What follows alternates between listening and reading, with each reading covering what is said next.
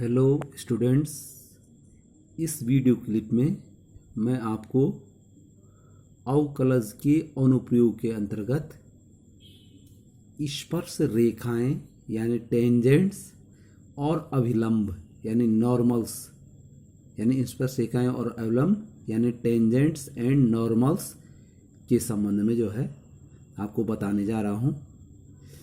स्पर्श रेखा और अभिलंब के बारे में आप पिछले वर्ष कोऑर्डिनेट ज्योमेट्री यानी निर्देशांक ज्यामिति में विस्तार से पढ़ चुके हैं कि स्पर्श रेखाएं कैसे ज्ञात की जाती है।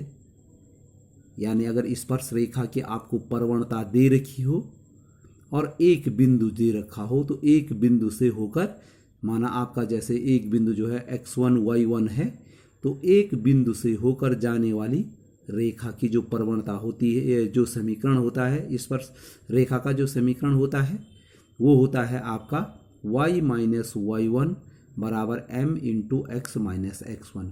वहाँ पर स्पर्श रेखा शब्द यूज नहीं किया गया था, लेकिन कहा गया था कि एक बिंदु से होकर जाने वाली रेखा का समीकरण। और यहाँ पर यही समीकरण किसका होता है? आपका स्पर्श रेखा का समीकरण होता है।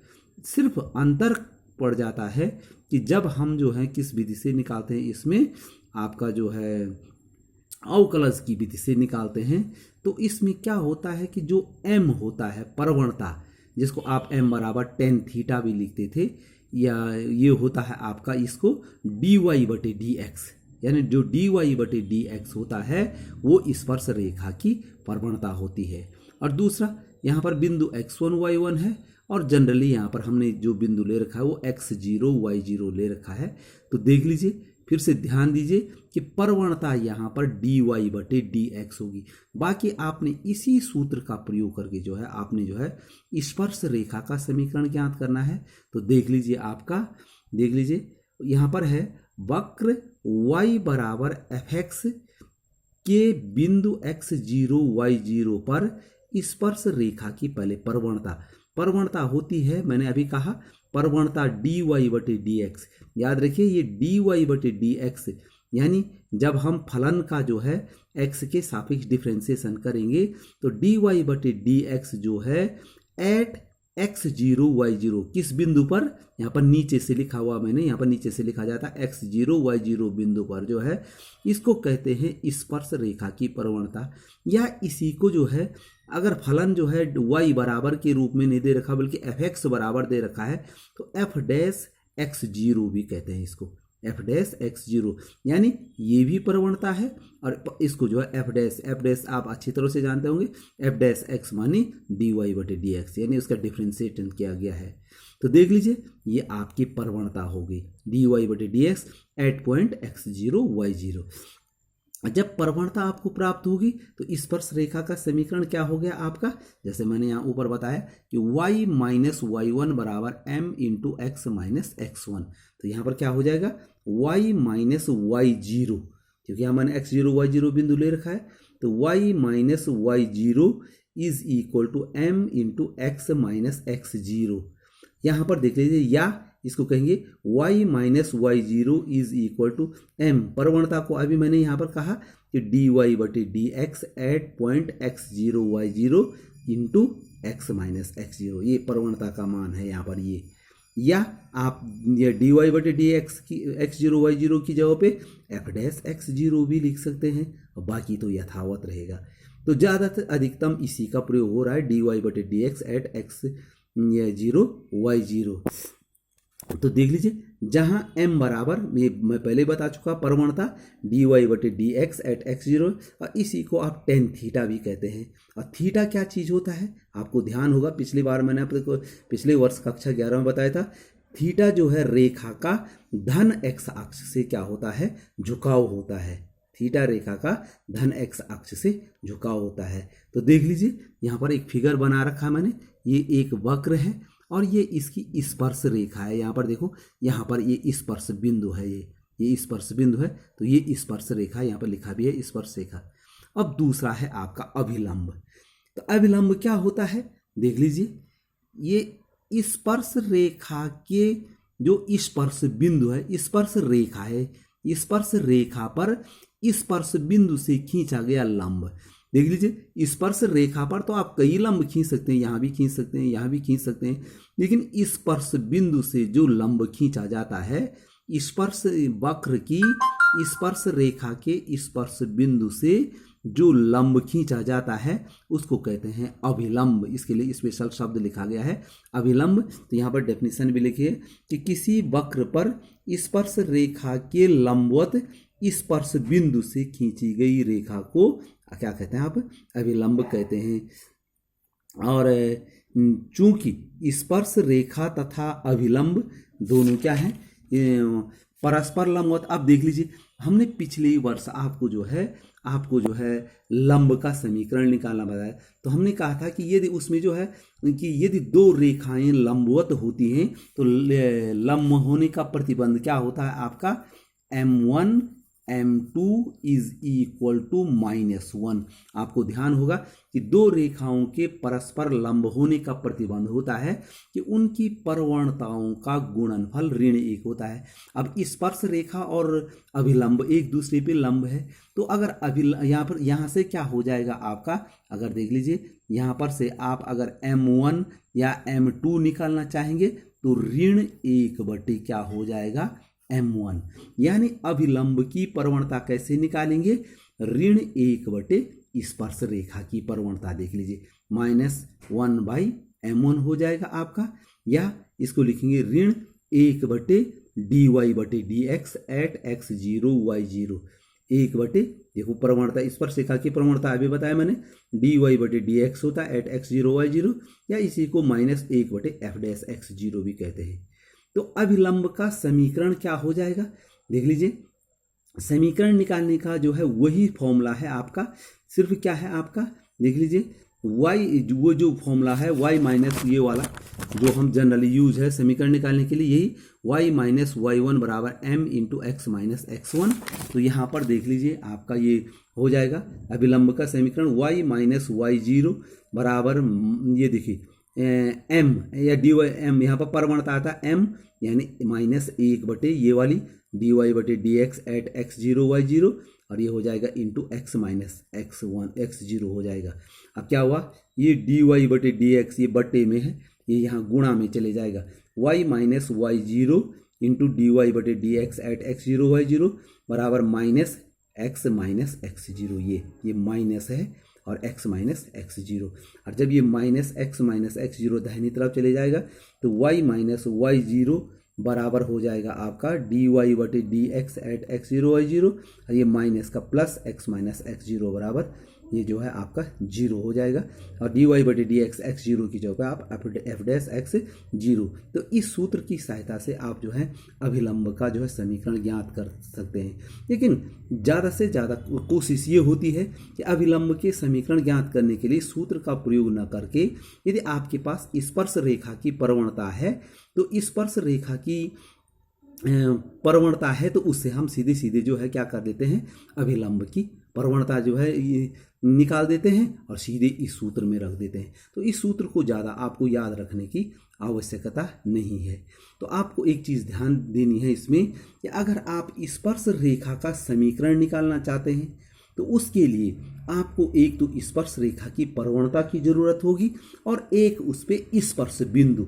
ये तीन चीज़ें मुख्य रूप से होती है, एक परवणता होती है, एक वक्र का समीकरण होता है, और तीसरी बात जो है आपका स्पर्श बिंदु होता है। इन तीनों की जो है, तो यहाँ पर एक क्वेश्चन एग्जाम्पल है, एग्जाम्पल आपका जो है 14 है, x बराबर 2 पर वक्र y बराबर x³ माइनस x की स्पर्श रेखा का जो है आपको क्या ज्ञात करना है, समीकरण ज्ञात करना है। यहाँ समीकरण, बल्कि यहाँ पर समीकरण नहीं पूछा गया है, यहाँ पर पूछा गया है आपको केवल, यहाँ पर प्रश्न में पूछा गया प्रवणता ज्ञात करनी है आपको, क्योंकि इस समीकरण में जो है समीकरण आगे बताएंगे हम, यहाँ पर सिर्फ आपको क्या ज्ञात करनी है, प्रवणता ज्ञात करनी है। तो देख लीजिए कैसे प्रवणता ज्ञात करेंगे। अभी हमने कहा प्रवणता बराबर है होती है dy/dx, यहाँ पर लिख दिया मैंने वक्र का समीकरण। क्या है वक्र का समीकरण, ये है y बराबर x³ माइनस x। तो इसको जो है आप x के सापेक्ष डिफ्रेंशिएट कर देंगे तो dy/dx is equal to X cube का डिफ्रेंसिएशन होता है 3x² और माइनस एक्स का होता है 1। ये तो आपका dy बटे डी एक्स निकल गया। और dy बटे डी एक्स यहाँ पर सीधे x बराबर 2 दे रखा है, पूरा बिंदु नहीं दे रखा है, x बराबर 2 दे रखा है और हमें सिर्फ x की ही जरूरत है। तो dy बटे डी एक्स एट x बराबर 2 इज इक्वल टू x की जगह पे 2 रख देंगे तो 3 इंटू 2 का वर्ग ऋण 1, तो 2 का वर्ग होता है 4, 4 3 12, 12 ऋण 1 मानी ये हो गया आपका 11। तो स्पर्श रेखा की प्रवणता होगी यहाँ पर 11। तो ये देख लीजिए x बराबर 2 पर कैसे प्रवणता ज्ञात किया। पहले ये वक्र का समीकरण लिखा, dy बटे डी एक्स निकाला और dy बटे D X at x equal to 2 ये आपका निकल गया। तो स्पर्श रेखा की क्या होगी, ये प्रवणता होगी। अब आता है एग्जाम्पल नंबर 15। देख लीजिए वक्र y बराबर √4x - 3 -1। यहाँ पर देख लीजिए अंडर रूट सिर्फ 4x - 3 पर है, -1 के उन बिंदुओं को ज्ञात कीजिए जिन पर स्पर्श रेखा की प्रवणता 2/3 है। देखो ये जरा इस सवाल से भिन्न यानी इसका एकदम अपोजिट क्वेश्चन है। इसमें क्या है, इस प्रश्न में प्रवणता ज्ञात करनी थी, इसमें प्रवणता ज्ञात करनी थी। यह वक्र का समीकरण उसमें और इसमें दोनों में दे रखा है। जो प्रश्न नंबर 14 है, उदाहरण 14, इसमें प्रवणता ज्ञात करनी थी, इसमें प्रवणता दे रखी है। उसमें बिंदु दे रखा था, x बराबर 2 दे रखा है, यहाँ पर बिंदु ज्ञात करना है। तो देख लीजिए कैसे ज्ञात करते हैं। सबसे पहले हम यहीं आ जाते हैं, बिंदु कैसे ज्ञात किया जाता है याद रखिए क्योंकि बहुत इंपॉर्टेंट है बिंदु ज्ञात करना। वक्र का समीकरण है y बराबर, ये आपका y बराबर है यहाँ पर आपका 4x - 3 √-1। इसको नंबर 1 लिख दिया हमने। इसको 1 लिखने के पीछे कारण है क्योंकि यहाँ पर जब हम अभी जो है आगे बताएंगे आपको, तो हम सबसे पहले यहाँ पर dy बटे डी एक्स निकालेंगे। प्रवणता dy बटे डी एक्स बराबर यानी इसका x के सापेक्ष हम क्या करेंगे, डिफ्रेंसिएशन करेंगे। तो √4x - 3 का जो डिफ्रेंसिएशन होता है वो बराबर 1/2 √4x - 3 होता है और इंटू 4x - 3 का 4 होता है। ये कई बार मैं आपको बता चुका हूँ, एक बार फिर से बता रहा हूँ। अगर आप इसको x माने पूरे को, तो मैंने कई बार बता दिया है कि जो आपका √x का जो डिफ्रेंसिएशन होता है आपका, ये होता है 1/2 √x। तो ये मैं कई बार आपको बता चुका हूँ। x की घात 1/2 है ये, तो 1/2 और x के n-1 माने 1/2 ऋण 1 माने ऋण 1/2 होता है, ऋण 1/2 घात बटे में जाएगा 1/2 घात हो जाती है तो अंडर रूट हो जाएगा।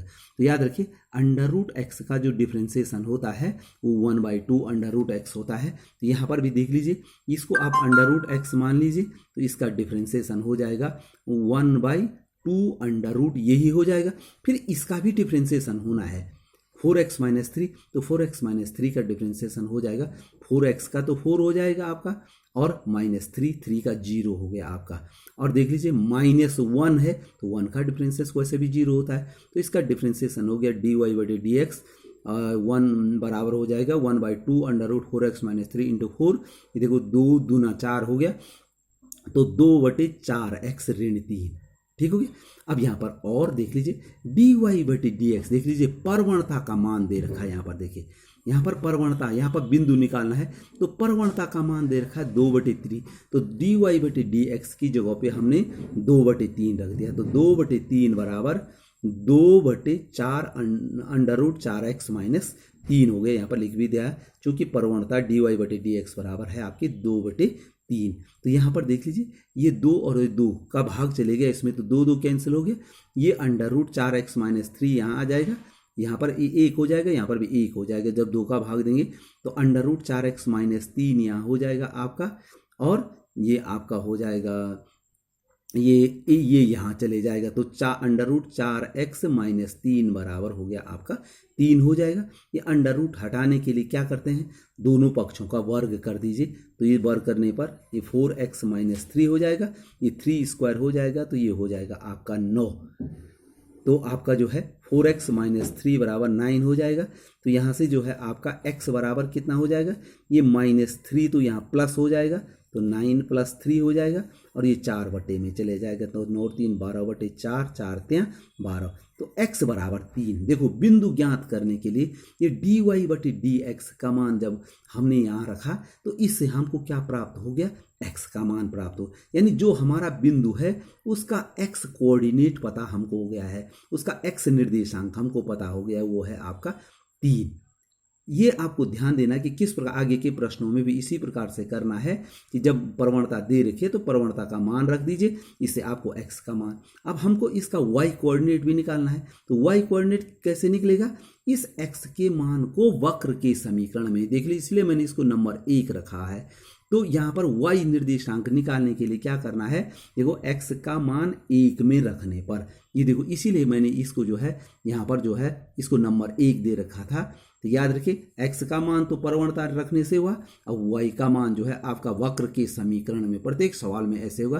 तो y बराबर हो जाएगा आपका √4 और x का मान 3 है तो 4 × 3 ऋण 3, यहाँ पर लिख दिया मैंने, ये हो गया आपका 4 × 3 ऋण 3 और अंडर है और बाहर से ऋण 1 भी है, तो ये हो गया आपका 4 × 12, 12 में से 3 गया 9, √9 ऋण 1। अब √9 का मान आप अच्छी तरह से जानते हैं कि +-3 होता है, +3 का स्क्वायर भी 9 होता है, -3 का स्क्वायर भी 9 होता है, तो +-3 -1, तो बराबर क्या मान हो गया देख लीजिए। एक बार अगर हम धन लेंगे तो धन 3 ऋण 1, तो ये मान हो जाएगा आपका 2, और एक बार अगर हम ऋण 3 लेते हैं तो ऋण 3 ऋण 1 बराबर हो गया आपका ऋण 4।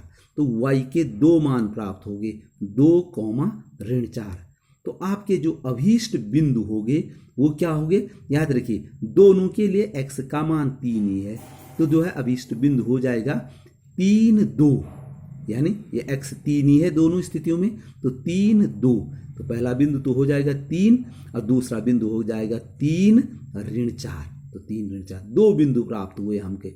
इसलिए लिखा भी था उसने कि बिंदुओं शब्द का यूज किया है, उन बिंदुओं, तो एक से ज्यादा बिंदु हैं जहां पर प्रवणता जो है आपकी 2/3 होती है। तो इस प्रकार से ये आपने आगे के प्रश्नों में भी ध्यान देना है कि किस प्रकार से हमने x का मान निकाला प्रवणता से, और जब x का मान निकल गया तो आपका जो है y का मान जो है वक्र के समीकरणों में, तो आपका बिंदु ज्ञात कर दे। और अगर बिंदु आपको ज्ञात हो गया तो अब देख लीजिए आपके लिए रेखा का समीकरण, स्पर्श रेखा का समीकरण निकालना बड़ा आसान हो जाएगा। पहले बिंदु 3, 2 पर निकालेंगे, तो ये x0 y0 हो गए कि 3, 2 पर प्रवणता क्या हो जाएगी आपकी, यहाँ पर ये समीकरण हो जाएगा, समीकरण में रखेंगे और प्रवणता तो 2/3 दे ही रखी है। और फिर जो है दूसरे जो है यहाँ पर 2 स्पर्श रेखाएं प्राप्त होंगी, फिर 3 ऋण 4 पर जो है x0 y0 का मान ये रखेंगे, और वहां से जो है आप प्रवणता जो है आपकी 2/3 रख करके आप स्पर्श रेखाओं के समीकरण भी ज्ञात कर सकते हैं। तो आगे वाले प्रश्नों में इस प्रकार से आ सकता है।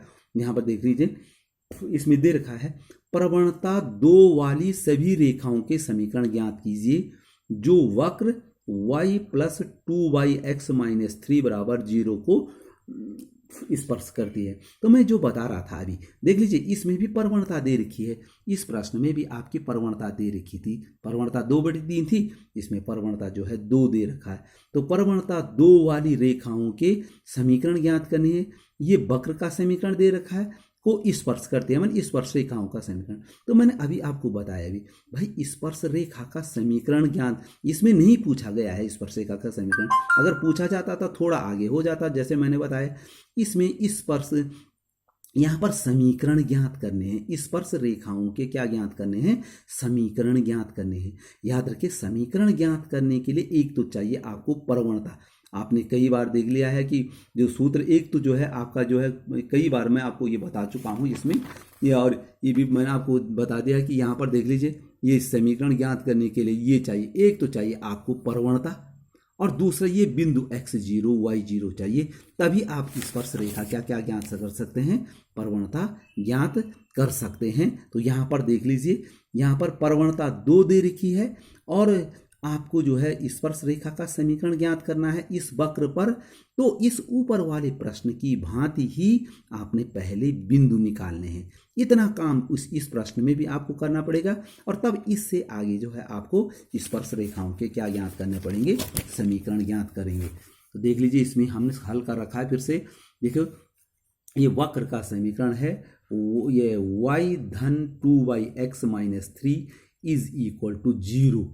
तो आपका यहाँ पर हम जो है इसको भी नंबर 1 दे रखा है, क्योंकि ये पिछले साल पिछले प्रश्न की से थोड़ा आगे है, ये उतना तो इसमें भी काम है जितना जो है पिछले प्रश्न में था। तो dy बटे dx ये धन, यहाँ पर देखिए 2/x-3 का जो डिफ्रेंसिएशन हो जाता है वो होता है -2/x-3 का स्क्वायर। देख लीजिए कैसे हुआ, पहले ये भी देख लीजिए।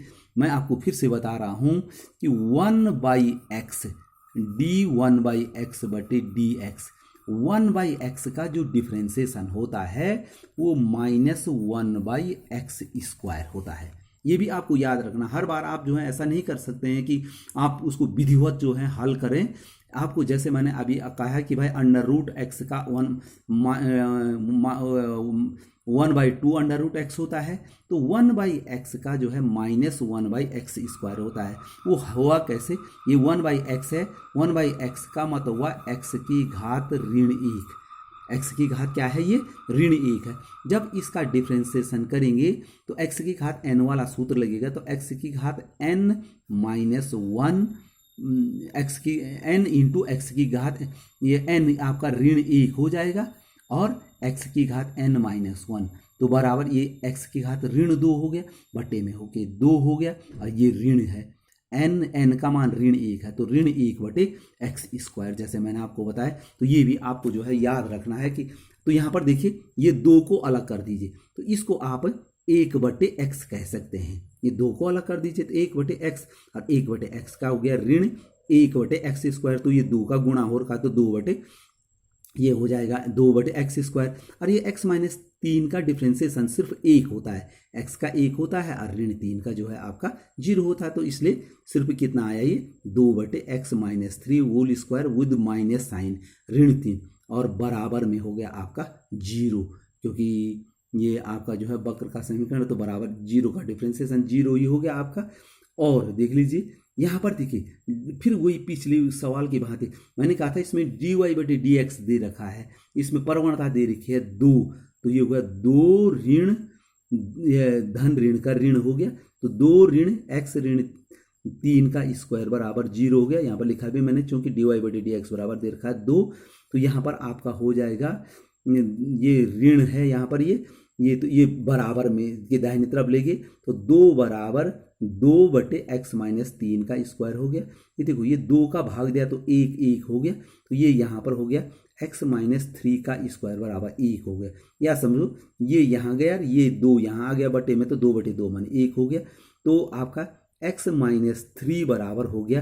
देखिए अब यहाँ स्क्वायर है, तो स्क्वायर का जो है पक्षांतर जो है क्या होता है, स्क्वायर रूट में होता है, तो इसका वर्गमूल 1 का वर्गमूल हो गया फिर +-1, 1 का वर्गमूल हो गया धन ऋण 1, तो x ऋण 3 बराबर धन ऋण 1, तो x के मान क्या हो गए देख लीजिए, ये एक बार यहाँ धन लेंगे तो ये ऋण 3 यहाँ जाएगा तो धन 3 हो जाएगा, तो 1 धन 3 मानी 4, एक मान तो हो गया 4x का, और दूसरा मान हो गया देखिए ये ऋण 3 यहाँ, अगर ऋण 1 लें तो ये ऋण 3 यहाँ जाएगा तो धन 3 हो जाएगा, तो ऋण 1 धन 3 मानी हो जाएगा आपका 2, तो x के 4 मान, एक बार धन लेना एक बार ऋण लेना है, ये 3 यहाँ चले जाएगा किसमें, धन में चले जाएगा आपका ये, तो आपका जो है मानी यहाँ पर ऐसा हो जाना चाहिए था कि ये हो गया x बराबर +-1 और +3, ऐसा हो जाना चाहिए था यहाँ पर, तब आपको जरा सहूलियत हो जाएगी। तो यहाँ पर x के 2 मान आए 4 और 2, तो अभी पिछले सवाल में एक ही मान आया था x का, अब हमने कहा कि ये x के मान है, यानी आपका बिंदु के x निर्देशांक आपको प्राप्त हो चुके हैं। तो y निर्देशांक कैसे प्राप्त होंगे, वो पिछले प्रश्न में हमने वक्र के समीकरण में रखा था, तो इसलिए हमने इसको समीकरण 1 दे रखा है। तो 1 इम्प्लाइज दैट, 1 में क्या हो जाएगा, यदि अब बारी बार 2 मान है x के, तो x बराबर 4, अगर x बराबर 4 हो गया तो देखो y 1 में क्या हो जाएगा, y धन 2 बटे 4 ऋण 3, अब 4 ऋण 3 कितना होता है, 1 होता है, 2 बटे 1 माने 2, तो y धन 2 ये हो गया आपका, यहाँ पूरा स्पष्ट लिखा हुआ है मैंने कि यहाँ पर 4 ऋण 3 लिखा हुआ है बराबर 0 हो गया, ये तो 2 बटे 1 हो गया यानी 2 हो गया, और तो y बराबर हो जाएगा आपका ऋण 2, तो जब x बराबर 4 है तो y बराबर आपका ऋण 2 हो गया। और दूसरा जब x बराबर 2 हो तो x बराबर 2 हो तो y बराबर ये y धन 2 बटे ये 2 हो जाएगा। यहाँ पर x है, यहाँ पर देख लीजिए ये यहाँ पर x की जगह पे अब की बार हम क्या रखेंगे 2 रखेंगे, तो 2 ऋण 3, तो 2 ऋण 3 ऋण 1 होता है, तो ये y ऋण 2 हो गया, 2 ऋण 3 ऋण 1 हो गया, ऋण धन का ऋण हो गया तो ऋण 2 हो गया, तो y ऋण 2 बराबर 0, तो y बराबर 2। तो देखो जब x का मान 4 आया तो y का मान जो है आपका क्या है आपका -2 आया, और जब x का मान 2 है तो y का मान भी क्या आया 2 आया। तो आपका जो बिंदु हो गए आपके स्पर्श बिंदु कौन हो गए 4 ऋण 2, एक बिंदु तो यो हो गया, और दूसरा स्पर्श बिंदु हो गया 2 2। पहला स्पर्श बिंदु हो गया x का मान 4 है तो y का मान ऋण 2 है, तो 4 ऋण 2 हो गया, और दूसरा बिंदु हो गया आपका जो है आपका 2 2।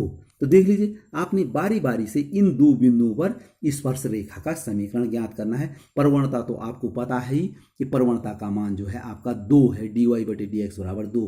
तो हम यहाँ पर लिखे हैं पहला बिंदु है यहाँ पर कि बिंदु 4 ऋण 2 पर स्पर्श रेखा का समीकरण। तो बिंदु 4 ऋण 2 पर क्या जो सूत्र लिखा मैंने y - y0 बराबर dy/dx x - x0। तो यहाँ देखो y0 का मान ऋण 2 है, तो y ऋण और ब्रैकेट में रख दिया ऋण 2 बराबर dy/dx, यानी प्रवणता का मान 2 है और x - x0 का मान ये यहाँ पर 4 है। तो इसको कैलकुलेट करेंगे तो y माइनस का +2 हो गया, ये हो गया 2x - 8। जब इन दोनों के यहाँ 2x इधर है, इन दोनों को हम राइट साइड में लिखेंगे हम राइट साइड ले जाएंगे, लिखेंगे हम लेफ्ट साइड में, तो 2x ये y माइनस हो जाएगा, ये +2 इधर से जो है यहाँ जाएगा तो -2 और -8 और -2 -10 है, तो 2x - y - 10 बराबर 0। तो ये नंबर 2 इसलिए लिखा कि एक स्पर्श रेखा का समीकरण ये हो गया, 2 स्पर्श रेखाएं प्राप्त हो रही है, और दूसरा बिंदु है 2 2। तो यहाँ पर बिंदु 2 2 पर स्पर्श रेखा का समीकरण क्या हो जाएगा, यहाँ पर हमने सूत्र नहीं लिखा है, y - y0 मानी 2 है बराबर 2 m, प्रवणता का मान 2 है और x - x0 का मान भी 2 है। तो यहाँ पर हो गया y - 2 बराबर 2x - 4। अब इनको हम इधर ले जाएंगे तो ये हो गया 2x और माइनस ये y यहाँ धन है तो इधर आ गया -y, और ये -2 इधर आ जाएगा तो +2 हो जाएगा, -4 + 2 बराबर -2 बराबर 0, ये 3। तो 2 तथा 3 अभीष्ट स्पर्श रेखाओं के समीकरण हैं। तो ये पिछले उदाहरण से थोड़ा ज़्यादा है, दोनों प्रश्न एक जैसे हैं बिल्कुल, लेकिन ये पिछले से थोड़ा अधिक है कि उसमें केवल स्पर्श बिंदु पूछे गए थे और इसमें स्पर्श रेखाओं के समीकरण पूछे गए हैं। तो स्पर्श रेखाओं के समीकरण ज्ञात करने के लिए स्पर्श बिंदुओं की आवश्यकता भी होती है। एक और एग्जाम्पल है, एग्जाम्पल नंबर 17, ये लिखा है आपका वक्र x²/4 धन y²/25 बराबर 1 पर उन बिंदुओं को ज्ञात कीजिए जिन पर स्पर्श रेखाएं नंबर 1 x अक्ष के समांतर है और नंबर 2 y अक्ष के समांतर है। देखिए इस सवाल और पिछले वाले सवालों में अंतर क्या है, देखिए यहाँ पर भी बिंदु ज्ञात करना है, यहाँ पर तो स्पर्श रेखाएं भी नहीं ज्ञात करनी है, केवल बिंदु ज्ञात करने हैं, स्पर्श बिंदु, जैसा हमने पिछले में किया था। सिर्फ उसमें प्रवणता जो है दे रखी थी, इसमें प्रवणता दे तो रखी है लेकिन इनडायरेक्टली दे रखी है। इनडायरेक्टली मानी देख लीजिए कि स्पर्श रेखाएं x अक्ष के समांतर है। याद रखिए x अक्ष के समांतर रेखा की प्रवणता होती है क्या, देखिए ये आपका प्रवणता है क्या चीज, मैंने आपको कहा था प्रवणता जो है, जैसे अभी हमने कहा कि y बराबर एक चीज बताई थी, मैंने पिछले वर्ष में बताए थे, अभी बताई y बराबर tan थीटा। ये थीटा क्या होता है, रेखा का धन x अक्ष से झुकाव। अगर कोई रेखा देख लीजिए x अक्ष के समांतर है तो उसका x अक्ष से झुकाव तो 0 डिग्री हो गया ना, तो y बराबर tan 0, tan 0 का मान 0 होता है, यानी उसकी प्रवणता 0 है। तो यहाँ पर डायरेक्ट प्रवणता नहीं दे रखी है, बल्कि ये कहा कि आप प्रवणता एक बार स्वयं निकाल दीजिए। तो यहाँ पर देख लीजिए हमने क्या किया, यहाँ पर पहले वक्र का समीकरण निकाला, अब हमने कहा कि भाई इसमें dy/dx इसको differentiating with respect to x। यहाँ देखिए ये 2x² का हो गया आपका 2x, अब बटे में 4 तो वैसे वैसे रहेगा, धन ये y² है, इसका डिफ्रेंशिएशन क्या हो गया 2y/25, लेकिन dy/dx भी होगा क्योंकि x के सापेक्ष डिफ्रेंशिएशन कर रहे हैं, और बराबर 1 का हो गया 0। इम्प्लाइज दैट देख लीजिए ये आपका 2 2 यहाँ कट गया, आपका ये कौन सा 2 कट गया, एक ये वाला 2 और 2 का भाग दे दिया हमने, ये अंश वाले 2 काट दिया हमने, ये 2 का भाग दिया, तो ये हो गया आपका y/25 dy/dx बराबर, देखो ये x/4 है आपका, ये दाहिनी तरफ जाएगा तो ऋण x/4 हो जाएगा, तो आपका हो जाएगा dy/dx बराबर हो जाएगा, ये देखिए ये 25 गुणा में जाएगा, y भाग में जाएगा, -25x/y dy/dx। तो हमने पहले dy/dx। अब हमारे पास 2 शर्तें हैं। पहली शर्त क्या है आपका, इसमें लिखा है ने कि x अक्ष के समांतर है। यहाँ पर लिखा है मैंने, चूंकि स्पर्श रेखा x अक्ष के समांतर है अतः प्रवणता dy/dx बराबर जो tan थीटा जो सूत्र होता है बराबर tan 0, तो tan 0 का मान 0 होता है। तो आपका जो है देख लीजिए आपका dy/dx, तो अब dy/dx का मान हम इस समीकरण जो है 2 में रख रहे हैं, यहाँ देख लीजिए सही, यहाँ क्योंकि dy/dx का मान इसमें डायरेक्ट नहीं दे रखा था तो यहाँ पर हमने 0 रखा, तो 0 बराबर हो गया आपका -25x/4y, और ये इम्प्लाइज दैट हो जाएगा आपका यहाँ पर x बराबर 0। याद रखिए इसको करते कैसे हैं, याद रखिए ये यहाँ पर तो खैर सरल है, आप बोलेंगे इसको गुणा में गया सब 0 हो गया, लेकिन ऐसा नहीं होता। होता ये है कि किसी संख्या का मान 0 तब होता है जब उसका अंश 0 हो। संख्या का मान 0 कब होता है, जब उसका अंश 0 हो। तो 25x बराबर 0 यानी x बराबर 0, तो x का उसका जो है x निर्देशांक ज्ञात हो गया है, और x निर्देशांक ज्ञात हो गया है तो y के लिए हम क्या करेंगे, उसको वक्र के समीकरण में रखेंगे। इसलिए इसको हमने नंबर 1 भी दे रखा है कि x, तो हम यहाँ पर जो है आपका x बराबर 0 रख देंगे, तो x बराबर 0 तो ये 0 हो जाएगा, y²/25 बराबर 1 हो जाएगा, तो y बराबर 25 यहाँ पर लिखा हुआ है, ये आपका यहाँ पर 1 इम्प्लाइज दैट लिखा है, 0²/4 x² है धन y²/25 बराबर 1 है, तो ये तो 0 ही हो गया, y² बराबर 25 हो गया, y बराबर हो गया धन ऋण 5। तो आपका अभीष्ट बिंदु क्या हो गया, x तो आपका 0 है और y है ±5। तो ये 2 बिंदु हैं, ये 0 5 और 0 ऋण 5। तो ये तब जब x अक्ष के समांतर हो। और अब जो है दूसरा पार्ट है इसका, जब जो है y अक्ष के समांतर हो। तो y अक्ष के समांतर में क्या होता है, फिर से देख लीजिए, y अक्ष के समांतर ऐसी होगी, तो यहाँ पर जो थीटा का मान ये 90 डिग्री हो जाएगा। तो ये देख लीजिए x अक्ष के लंबवत है, प्रवणता dy/tan 90 डिग्री हो जाएगा। यहाँ पर लिखा भी मैंने, चूंकि y अक्ष के समांतर अर्थात x अक्ष के लंबवत, तो कोण 90 डिग्री हो गया, उसका मान इनफाइनाइट होता है। इसको इसलिए ये 2 यहाँ पर dy/dx का मान हमने निकाल रखा है, तो dy/dx मानी 2 में इनफाइनाइट बराबर इतना हो जाएगा आपका। तो देख लीजिए किसी संख्या का मान अनंत कब होता है, जब उसका हर 0 होता है। तो 4y का मान 0 होगा तो y बराबर 0, उसको हम 1 में रखेंगे तो x का मान निकल जाएगा।